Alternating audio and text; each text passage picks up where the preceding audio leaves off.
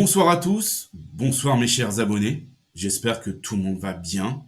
Me revoici, me revoilà concernant l'affaire Negreira. Moi, je l'appellerais plutôt l'opération Catalunya. On se croirait dans un vieux film de James Bond, hein, je vous l'avouerai. Ne vous fiez pas aux divers personnages qu'il y a devant vous, hein. Tout est simple, il n'y a absolument rien de compliqué. Donc, vous avez Alexia Sánchez Camacho, qui est une politicienne du Parti populaire de Catalogne.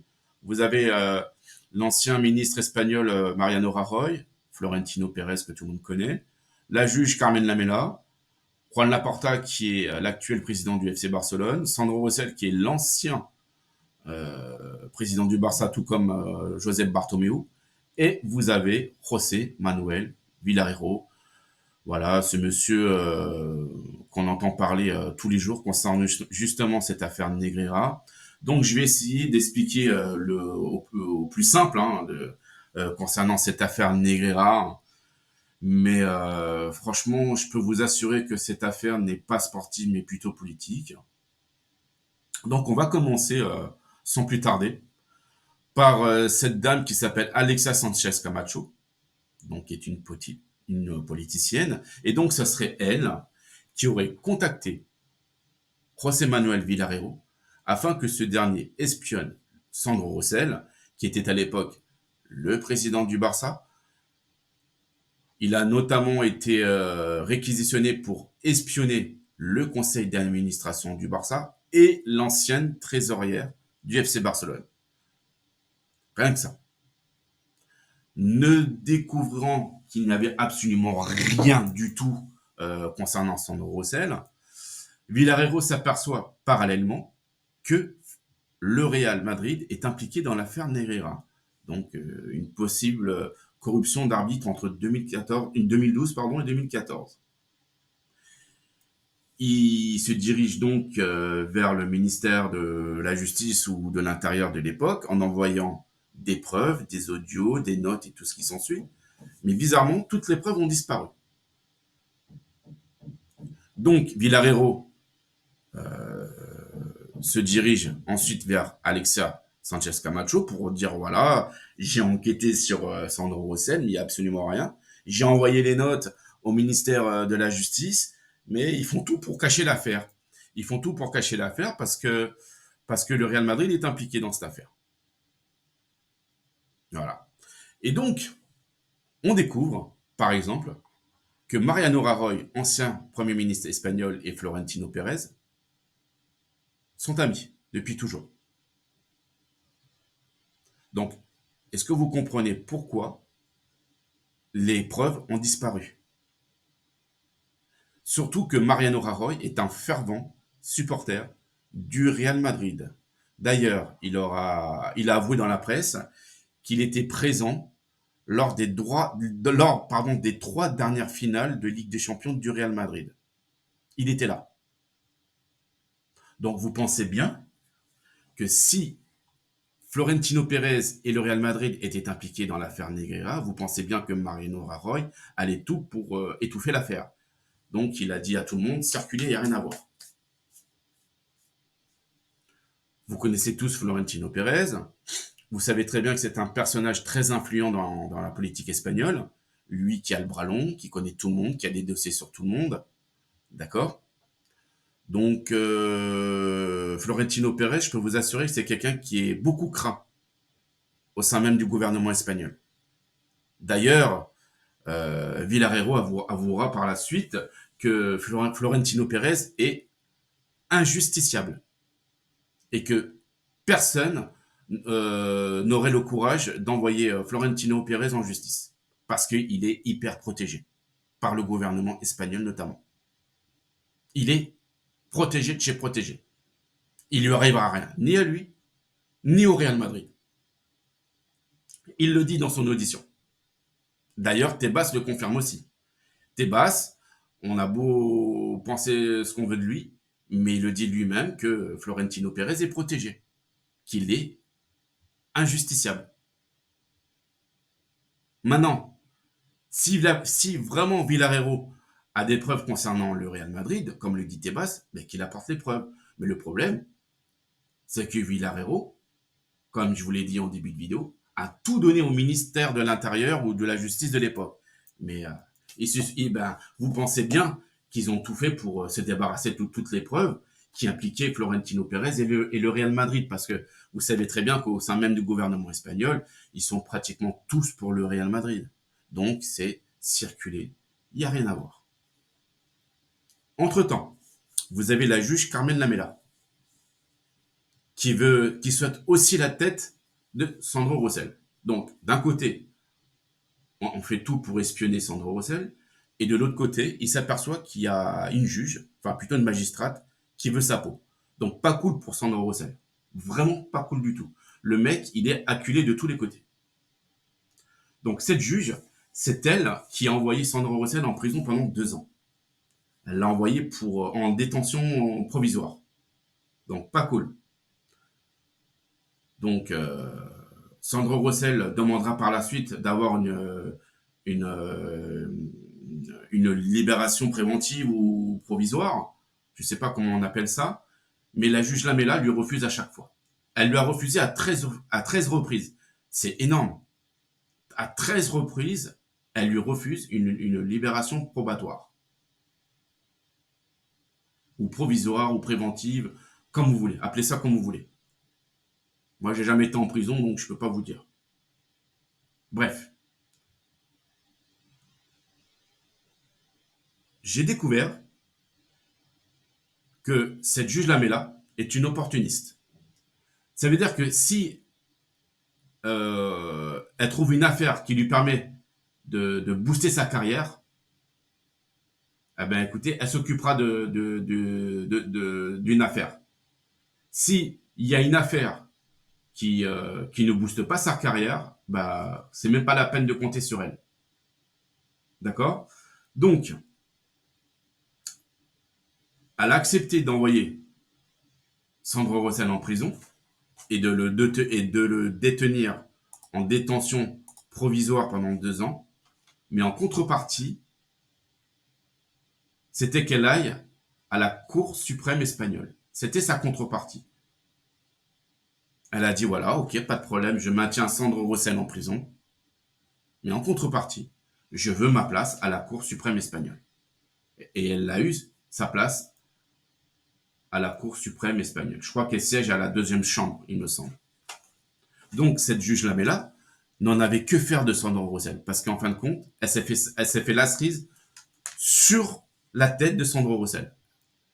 Après que Sandro Rosell meure en prison, se fasse tabasser, se fasse maltraiter, qu'il subisse des chantages, elle, c'était pas son problème. Elle n'en avait rien à secouer de sa tête, de la tête de Sandro Rosell. Du coup, au bout de 2 ans, lorsque la justice a vu qu'il n'avait aucune preuve contre Sandro Rosell ainsi que ses propres avocats vont décider ou non de porter plainte contre la juge Lamela. Mais moi, si j'étais lui, je porterais plainte pour calmer les ardeurs de cette juge Lamela, qui est sans foi ni loi à mes yeux. Parce qu'on ne peut pas emprisonner comme ça quelqu'un gratuitement et par opportunisme, si vous voulez. On ne peut pas faire ça. Pour moi, on ne peut pas. Mais bon, voilà, j'en dirai pas plus. Parce que déjà qu'en France, hein, il y a des trucs chelous qui se passent dans la justice. Bon, bref, ça, c'est autre chose. Donc, cette juge Lamela avait notamment porté plainte contre 5 anciens ministres sous le gouvernement Rajoy. Elle avait aussi porté plainte contre Florentino Pérez concernant notamment le projet Castor. Rien que ça, donc c'est une juge qui ne chôme pas. Hein. Voilà. Qu'est-ce qu'elle a eu comme... elle a eu plein de décorations, cette juge. Hein. Elle a eu plein de décorations. Elle a reçu, par exemple, la croix d'argent du mérite de la garde civile, ainsi que la médaille du mérite de la police par le ministre de l'Intérieur de l'époque qui s'appelait Juan Ignacio Zoido. D'accord. Donc, comme je vous l'ai dit, elle fait rien sans rien. Voilà. Du côté d'Alexa Camacho, ben, Quand elle a vu qu'il n'y avait rien concernant Sandro Rosell, bah, elle a disparu des écrans, radar. Mariano Rajoy, pareil. Je sais pas ce qu'il devient dans cette affaire. Et donc, Villarreiro, là, j'ai vu qu'hier, il avait encore fait un petit témoignage hein, dans les médias en disant que apparemment Laporta lui aurait donné des informations pour nuire à la réputation de Sandro Rosell. Moi, je n'y crois pas, par contre. Je vois pas quel intérêt Laporta aurait à faire ça contre Rosell. Même si c'est vrai que à la fin, ils se sont quittés tous les deux avec perte et fracas. Laporta et Rosell, je les ai connus en 2003 lorsque Laporta était président du Barça et Sandro Rosell, lui, était vice-président. À l'époque, ils avaient des soucis avec les Box Noise. Vous savez très bien qui c'est. Enfin, qui ils sont plutôt. Voilà, j'ai pas trop envie d'en parler parce que voilà, ça n'en vaut pas le coup. Mais si vous voulez, à l'époque, Sandro Rosell prenait des décisions sans le consentement de Laporta et du coup, ben, Laporta lui a dit, écoute, t'es bien gentil, mon coco, mais c'est moi le patron, donc tu prends pas de décision sans m'en avertir. Du coup, ils se sont disputés et puis ben, Sandro Rosell est parti du club avec perte et fracas. Entre-temps, Rosell s'était pris la tête avec Samuel Eto'o. Enfin bon, il y avait toute une histoire. Et puis bah, après, Rosell est revenu au Barça en tant que président en 2010. Il avait déconstruit tout ce que Laporta avait fait. Voilà, c'est vrai que sous Laporta, on avait la meilleure équipe du Barça de l'histoire. Faut pas se leurrer. On avait eu des sacrés bons joueurs. Mais bon, voilà, c'est comme ça. Mais bon, en attendant, Sandro Rosell souhaite réunir Laporta et Bartomeu afin de savoir ce qu'il en est. Parce que c'est vrai qu'il faut se mettre à sa place. Hein. Il a fait 2 ans de prison. Donc là, il y a de quoi être en colère. Hein. 2 ans de prison pour rien. Je sais pas comment je le prendrais personnellement. Mais il y a rien de sportif. Il y a rien de sportif là-dedans. Alors, c'est vrai que concernant l'affaire Negreira, Rosell et Bartomeu sont impliqués. Ils sont impliqués dans cette affaire. Laporta, lui, il n'est pas impliqué. Rosell et Bartomeu sont les 2 seuls présidents impliqués dans l'affaire Negreira. Mais moi, j'ai l'impression qu'on utilise ça pour encore nuire à la réputation de Sandro Rosell. Comme au bout de 2 ans, on n'a pas trouvé de preuves pour condamner Sandro Rosell, moi j'ai l'impression qu'on se sert de ça, de cette affaire Negreira, pour le recondamner à nouveau. C'est l'impression que j'ai. Le problème, c'est que Villarreiro a encore fait un témoignage comme quoi le Real est impliqué. Donc là, Florentino Pérez, il est en panique parce qu'au gouvernement espagnol, il n'y a plus Mariano Rajoy pour le couvrir. Eh oui, il n'y est plus. Donc là, ils sont en panique. Le Real a fait un communiqué comme quoi ce que disait Villarreiro n'était pas vrai. Mais bizarrement, quand Villarreiro implique le Barça, bizarrement, le Real se sent lésé par le Barça. Vous voyez un peu l'hypocrisie du Real Madrid. En fin de compte, le Real est d'accord avec Villarreiro quand ça l'arrange. Quand Villarreiro implique le Barça, ben, le Real est content. Mais quand Villarreiro implique le Real, là, Villarreiro, c'est un menteur. Donc, faut arrêter de prendre les gens pour les imbéciles. Florentino Pérez compte porter plainte contre lui, mais franchement, je vois pas en quoi Villarreiro a gagné dans cette histoire à mentir. Il a absolument rien à gagner. Il a un certain âge. Je veux dire, voilà, il va prendre quoi 20 ans, 30 ans de prison. Il mourra en prison. Il a rien à perdre. Donc, pourquoi il mentirait? Pourquoi il mentirait? C'est ça que je comprends pas. Pourquoi il mentirait? Alors, Tebas, il a des doutes, lui aussi, il est pas con. Il a des doutes sur une probable corruption d'arbitre du Real Madrid. Il n'est pas bête, mais il ne peut pas inculper le Real sans avoir de preuves, parce qu'il sait très bien qu'en face, c'est Florentino Pérez. Il le sait. Mais voyez-vous la différence de traitement de faveur entre le président du Barça et le président du Real Madrid? Parce que Rosell, quand il a été en prison, il était quand même président du Barça. D'accord? Et on n'a pas, je vois mal Florentino Pérez aller en prison alors qu'il est président du Real. Personne s'y risquerait à l'envoyer, enfin, à l'envoyer en justice. Personne, personne. Pérez, il est trop puissant. Ça fait, je sais pas combien de fois je le dis que Pérez, c'est un personnage, il est trop puissant en Espagne. Tout le monde le craint. Tout le monde le craint. Mais il y a vraiment une différence de traitement entre un président du Barça et le président actuel du Real Madrid. Voilà. Donc écoutez les amis, on verra bien. On verra bien par la suite. Moi j'attends de voir. J'attends de voir ce qui va se passer par la suite. Mais moi je pense que cette affaire est loin d'être terminée. Elle est loin d'être terminée parce que Rossell il va vouloir se venger, ce qui est normal. Il veut des têtes. Il veut des têtes. Il veut savoir qui lui a menti, ce qui est normal. On vous envoie à tort en prison pendant 2 ans. Vous voulez pas vous venger. Vous voulez pas savoir qui c'est qui a tout fait pour vous envoyer en tôle. C'est normal. C'est une véritable injustice, tout ça. C'est une véritable injustice. Donc c'est ça l'affaire Negreira en fin de compte. Elle se résume à ça.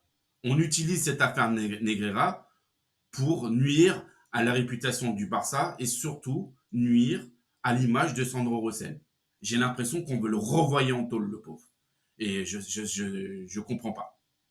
Voilà. Le problème, c'est que Villarreiro a dit le Real est aussi impliqué. Ha, il est là le problème.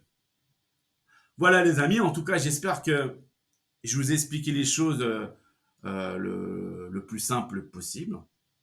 Voilà. Enfin du moins c'est ce que moi j'ai compris.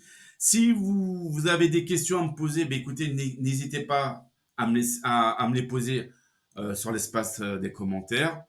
Après, si je me suis trompé sur telle ou telle chose, n'hésitez pas à me le dire aussi.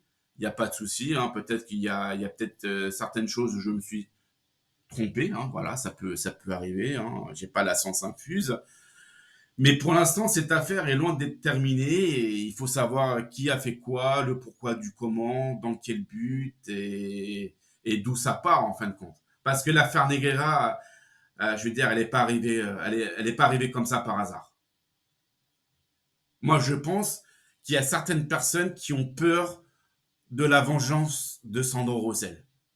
Moi, je pense. Je pense, sincèrement. Voilà, les amis. Écoutez, je ne vous retiens pas plus.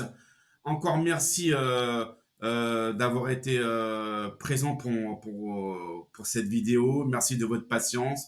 Parce que je sais que parfois vous avez des choses à faire, donc c'est pas évident de regarder mes vidéos. Un grand merci à tout le monde, à mes abonnés, à mes nouveaux abonnés. Et puis, ben, écoutez, pour ceux qui découvrent ma chaîne, ben, abonnez-vous, c'est gratuit. J'ai une très bonne communauté, tout se passe bien.